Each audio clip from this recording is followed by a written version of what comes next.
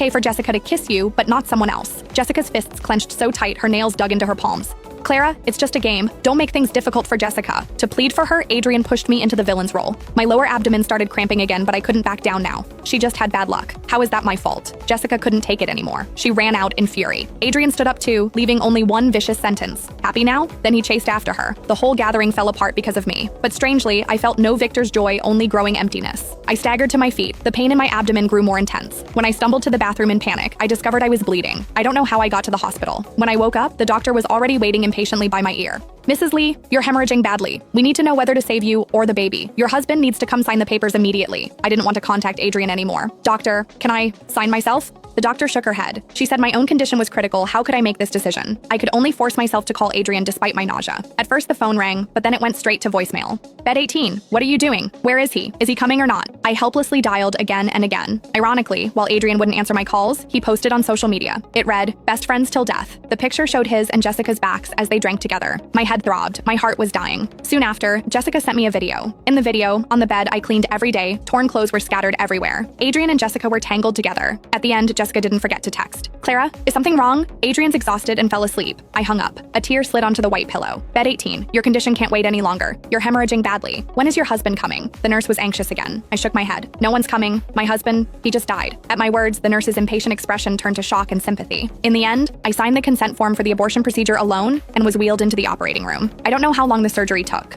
When I opened my eyes, my phone wouldn't stop ringing. I looked, of course, it was Adrian. I didn't call back. I blocked his contact instead. During the 4 or 5 days I was hospitalized, no one came to my bedside. A nurse finally couldn't stand it and hired a caregiver for me. While taking care of me, she asked, "Where's your family?" My eyes went blank, staring into the distance. "In Harbor City. It's far, and they're old. I didn't want them to make the difficult trip." The caregiver patted my hand without saying anything. I suddenly missed home. My hand reached for my phone and unconsciously dialed Dad's number. When I realized what I'd done, I quickly hung up. He must be frantically dealing with problems in Harbor City. I couldn't let him see me like this.